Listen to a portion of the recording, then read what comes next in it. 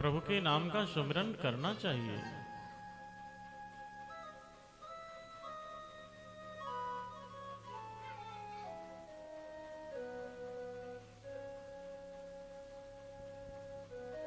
श्री कृष्ण गोविंद हरे मुरारे, हे नाथ नारायण वासुदेव।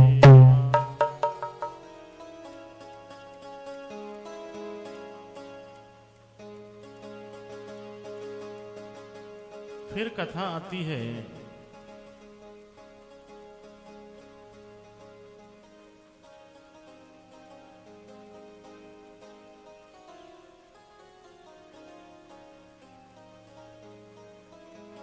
राजा सत्संग की पुत्री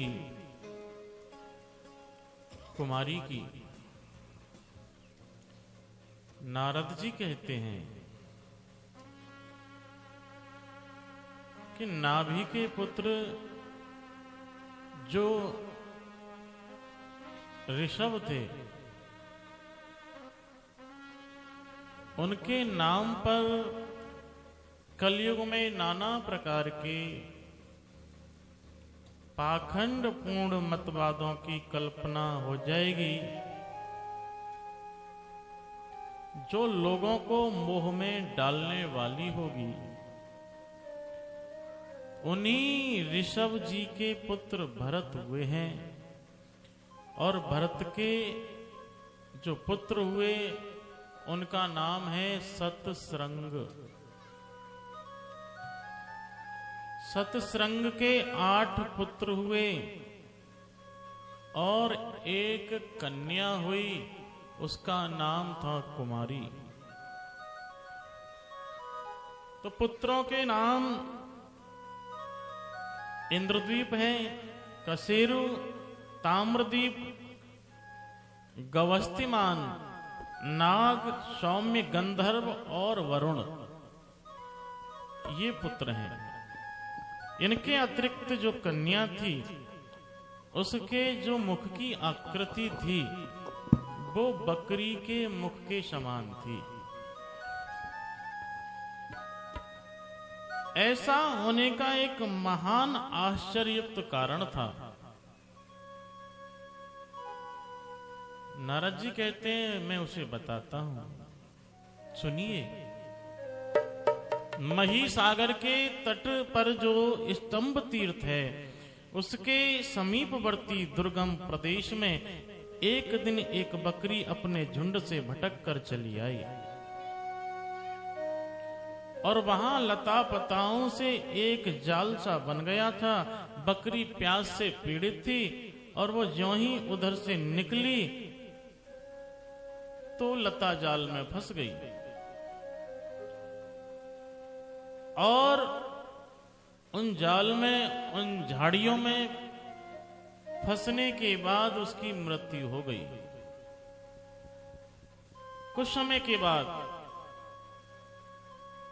उसके शरीर का सिर से नीचे का जो भाग था वो टूट करके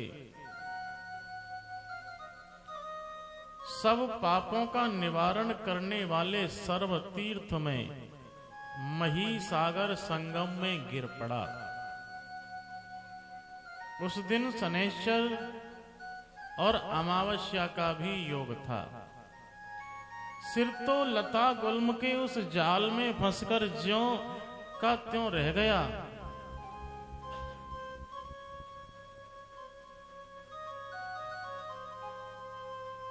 इसलिए वो जल में गिरने नहीं पाया।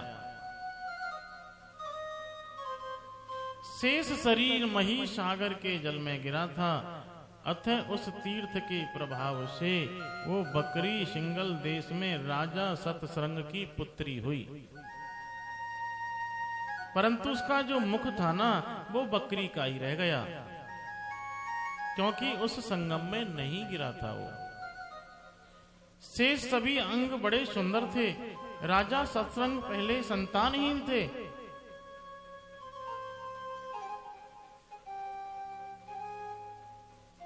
अतः उनके यहाँ जो पुत्री हुई वह उन्हें 100 पुत्रों के समान प्रिय थी। किंतु बकरी के तुल्य उसका मुख देख करके सब राज परिवार के लोगों को बड़ा विस्मय हुआ, बड़ा आश्चर्य हुआ। राजा अपनी रानियों के साथ बहुत दुखी हुए। धीरे धीरे कन्या युवा अवस्था में आने लगी, जवान होने लगी। एक दिन उसने दर्पण में अपना मुंह देख लिया। देखते ही उसे अपने पूर्व जन्म का स्मरण हो आया। जो दर्पण एक ऐसा है कि कुछ भी छिपाता नहीं है। एक दर्पण ही ऐसा है, कुछ छिपाता ही नहीं है, सब बता देता है।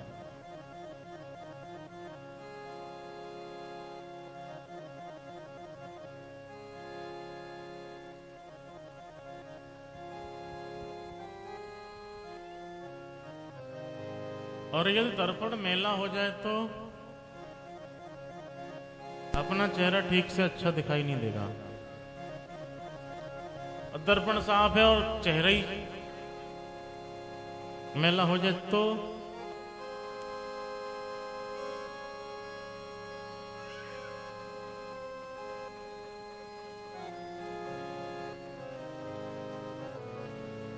किसमें है कितनी झुर्रियां, किसमें है कितनी झुर्रियां, कितना सवाब है।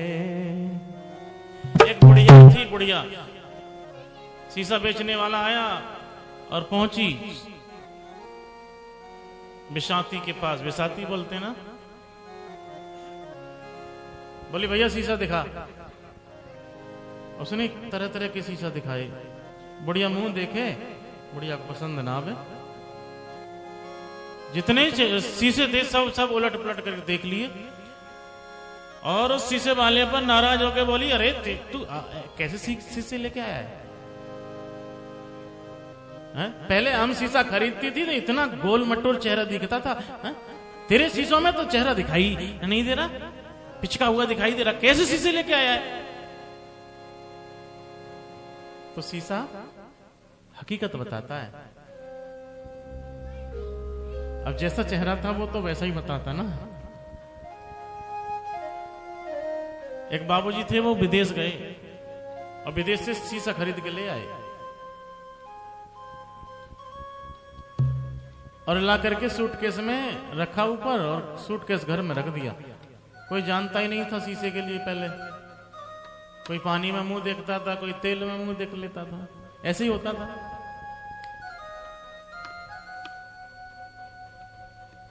अब वो सूटकेस उनकी बहू ने खोल लो, उनकी घरवाली ने। लक्ष्मण जी बाहर थे, चुपचाप रख दिया उन्होंने।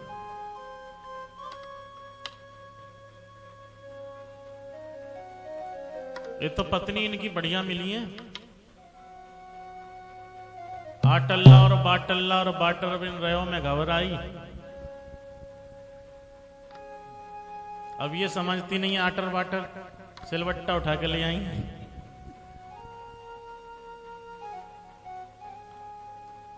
अब वो सूटकेस खोला तो ऊपर शीशा नजर आ गया। उन्होंने उल्ट पुल्ट करके देखो। अब देखो तो ऐसे तो उनको चेहरा दिखाई दे, और चेहरा दिखाई दे तो पल्लो पर गई। सोची विदेश का गयो तो नई बहू ले आयो। अब शिकायत जो अपनी सास से करी, अम्मा देखो तुम्हारी लल्ला बिगड़ गए। देखो मोए होते हो भाई भी इतनी सेवा कर रही हूं तो नई बहू ले आए। सास ने देखो उलट पुलट के दिखा कौन सी है नऊ बहू, और उलट पुलट के देखो तो अब सास को चेहरा आएगा। बोली लायो तो सही, ले आयो कोई बात ना है, चलो, लेकिन उम्र ज्यादा है। अब शाम को ससुर जी आएंगे। सास ने ससुर तक ही देखो छोरा तुम्हारा बिगड़ को विदेश जाएंगे, ये तो नई बहू ले आयो। उन्होंने शीशा उलट पुलट करके देखो, अब उनको चेहरा आएगा। उन्होंने की लायो तो सही, पर उम्र भी देखी जाए, उम्र भी ज्यादा है, फिर हाथ तो मोचने वाली है। इसलिए किसमें है कितनी झुर्रियां और कितना सवाब है, आईना हर सवाल का देता जवाब है। शीशा हर सवाल का जवाब देता है।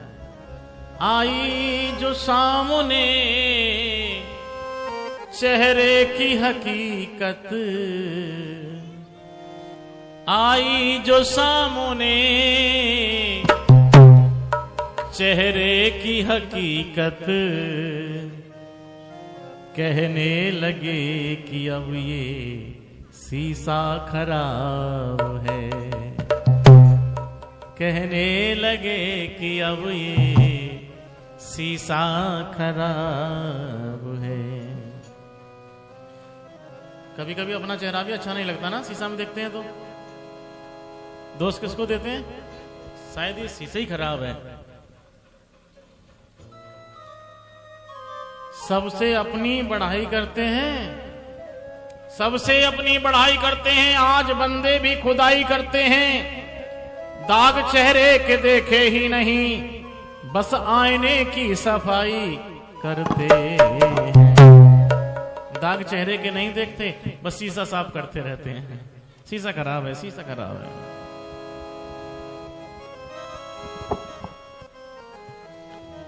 इसलिए शीशा देखा कुमारी ने, देखते उसके पूर्व जन्म का उसको याद आ गया। तब उसने माता पिता को अपने पूर्व जन्म का वृतांत बताकर उनसे वहां जाने के लिए आज्ञा ली और नाव के द्वारा वो स्तंभ तीर्थ में जा पहुंची और वहां राजकुमारी ने सर्वस्व दक्षिणा वाला दान किया। तो उसके बाद लता गुल्मों की जाल में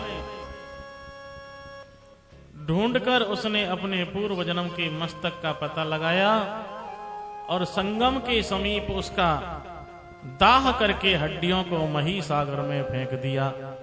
तब उस तीर्थ के प्रभाव से उसका मुंह चंद्रमा के समान कांतिवान हो गया।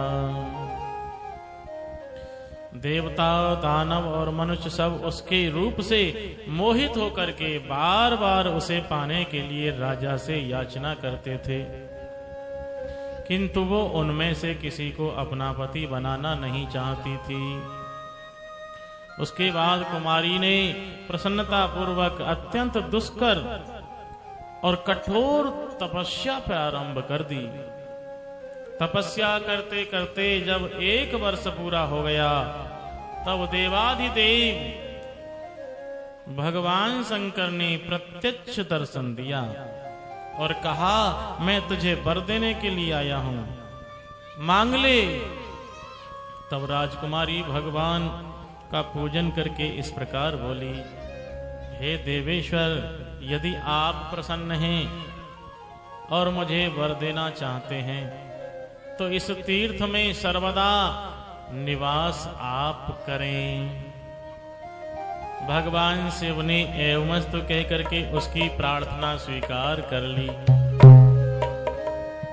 इससे कुमारी को बड़ा आनंद हुआ, बड़ा हर्ष हुआ।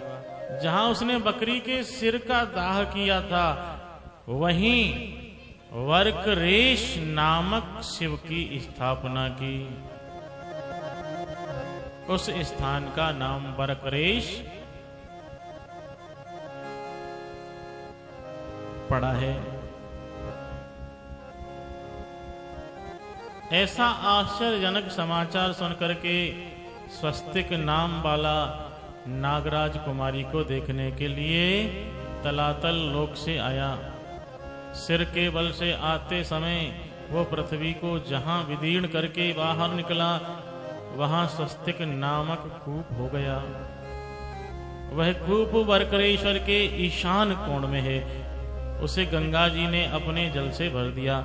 इससे वह सब तीर्थों का फल देने वाला हो गया। और वहां शिवलिंग को स्थापित देख भगवान शिव ने प्रसन्न होकर के ये वरदान दिया कि जिनके सबका यहाँ दाह होगा और दाह करके मही सागर संगम में जिनकी हड्डियां डाली जाएंगी, वे दीर्घ काल तक स्वर्ग में निवास करने के पश्चात इस लोक में लौटने पर सब प्रकार के वैभव से परिपूर्ण प्रतापी राजा होएंगे। बोलिए शंकर भगवान की जय।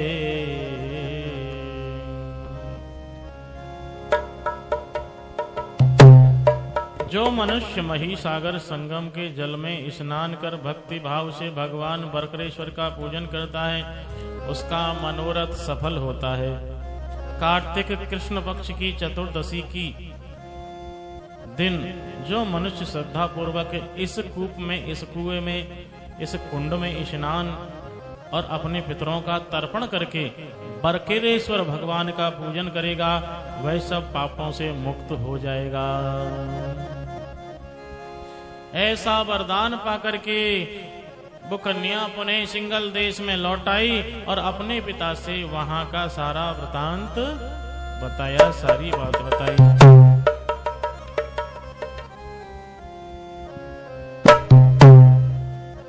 राजा सत्संग इस बात को सुनकर के विस्मय को प्राप्त हुआ। उसने उस महातीर्थ का गुणगान किया, उसके प्रति आदर का भाव रख कर के वहां की यात्रा की और वहां जाकर के अनेकों दान दिए।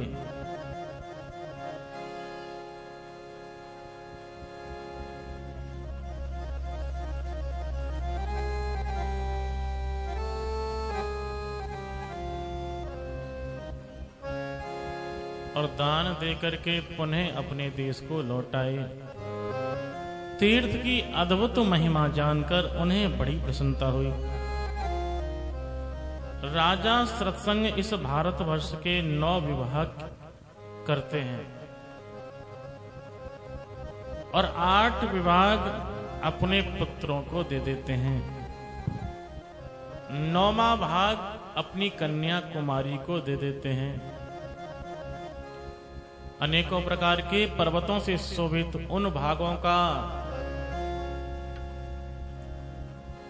नारद जी वर्णन करते हैं जो अपने पुत्रों को और अपनी कन्या को दिया था। इंद्रद्वीप खंड, कसेरु खंड, ताम्रद्वीप खंड, गवस्तिमत खंड, नाग खंड, सौम्य खंड, गंधर्व खंड, वरुण खंड और कुमारिका खंड।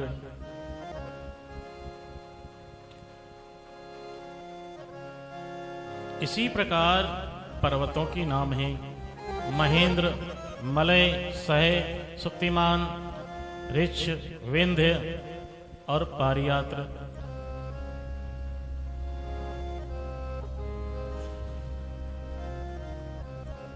इस प्रकार राजा ने अपने क्षेत्रों का विभाजन किया। बोलिए शंकर भगवान की जय।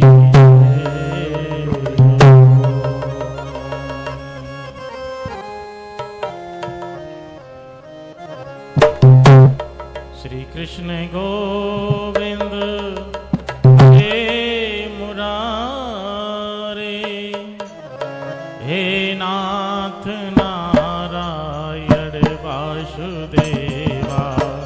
श्री कृष्ण गोविंद हरे मुरारे, हे नाथ नारायण वासुदेवा। श्री कृष्ण गोविंद हरे मुरारे, हे नाथ नारायण वासुदेवा।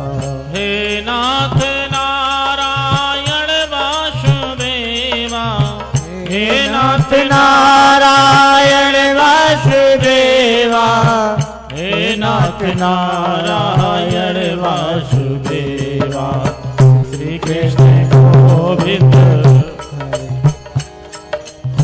श्री कृष्ण गोविंद हरे मुरारे, हे नाथ नारायण वासुदेवा, हे नाथ नारायण वासुदेवा, हे नाथ नारायण नाथ नारायण वासुदेवा, हे नाथ नारायण वासुदेवा। श्री कृष्ण गोविंद हरे मुरारे, हे नाथ नारायण वासुदेवा।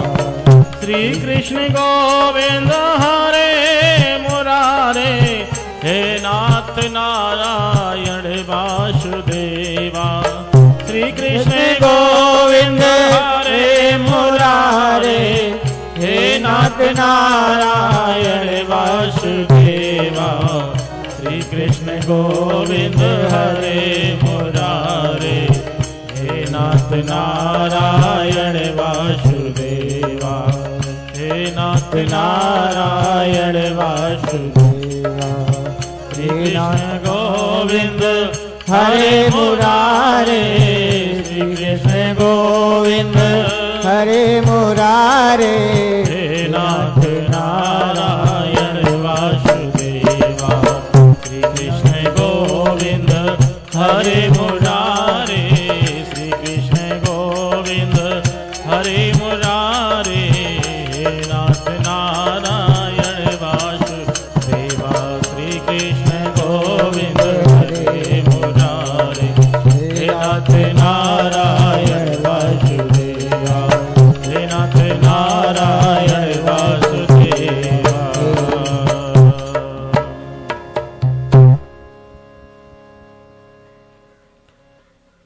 फिर वर्णन आता है काल विभाग का। कथाएं तो बहुत हैं ग्रंथों के अंदर।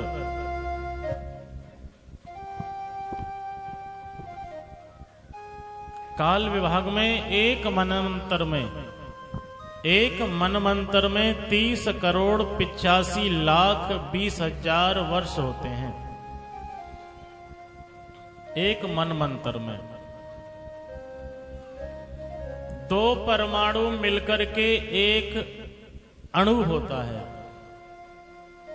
और एक अणु से 3 अणु होने से एक त्रिस रेणु बनता है, और 3 त्रिस रेणु पार करने में सूर्य को जितना समय लगता है उसे त्रुटि कहते हैं।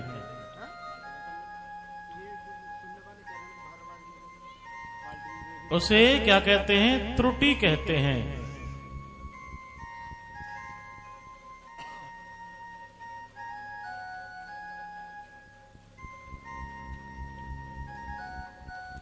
राधे। इससे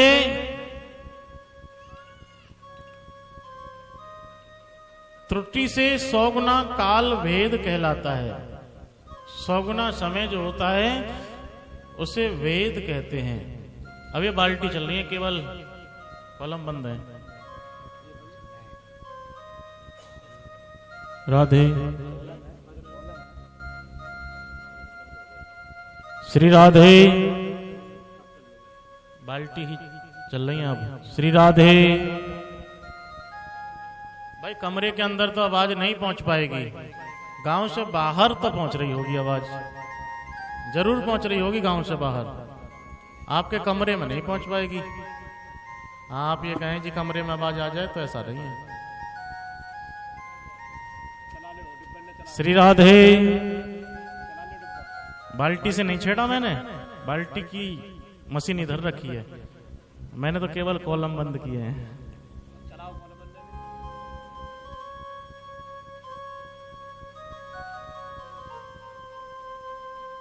राधे। श्री राधे। श्री राधे। श्री राधे। श्री राधे। बोलिए गोविंद भगवान की जय। तो ये त्रुटि उसमें भी है, शायद उसमें सामाजिक विज्ञान में है या विज्ञान में है। विज्ञान में हाँ त्रुटि आती है। त्रुटि किसे कहते हैं? तो त्रुटि से 100 गुना जो समय होता है उसे वेद कहते हैं। वेद। वेद और 3 वेद का एक लब होता है। 3 लब को एक निमेष कहते हैं और 3 निमेष को एक क्षण कहते हैं। और 5 क्षण की एक काष्ठा होती है।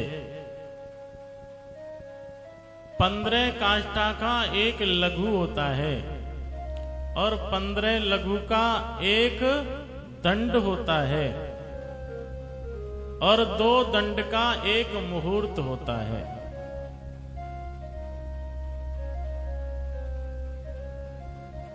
8 पहर का एक दिन रात होता है। 6 मास का एक अयन होता है और 2 अयन मिलकर के एक वर्ष बनते हैं और 1 वर्ष देवताओं का एक दिन होता है।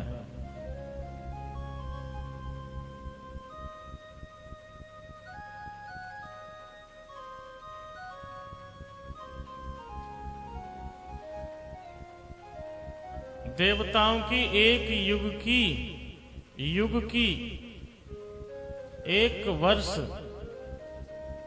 जो होती है 360 वर्ष की होती है। 360 वर्ष की देवताओं की एक वर्ष होती है। तो सतयुग जो है, सतयुग की 48,000 दिव्य वर्ष हैं।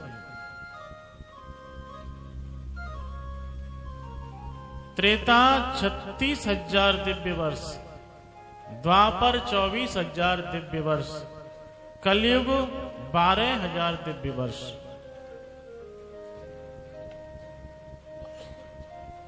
और कलयुग की जो आयु है वो 4,32,000 वर्ष है। कलयुग की जो उम्र है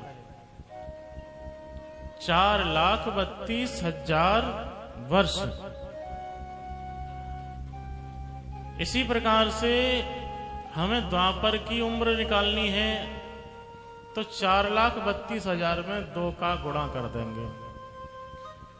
त्रेता की निकालनी है तो 4,32,000 में 3 का गुणा कर देंगे और सतयुग की निकालनी है तो 4,32,000 में 4 की गुणा कर देंगे।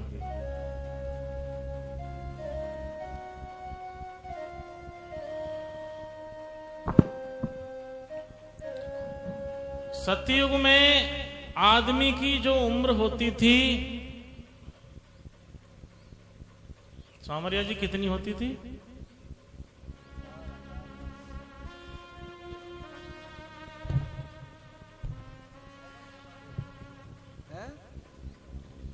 सतयुग में आदमी की जो उम्र होती थी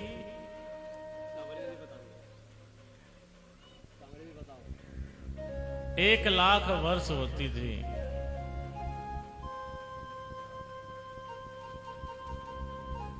त्रेता में आदमी की उम्र 1 जीरो घट गई, 10,000 वर्ष रह गई।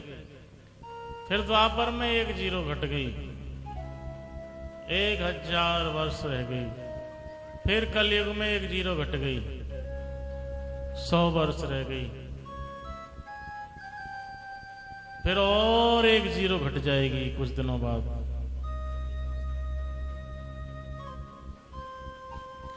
अभी कलयुग शुरू हुआ है ना।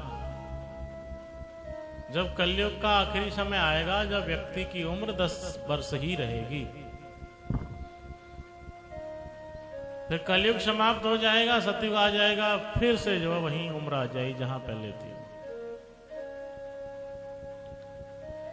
सतयुग में आदमी की जो लंबाई थी वो 21 हाथ थी।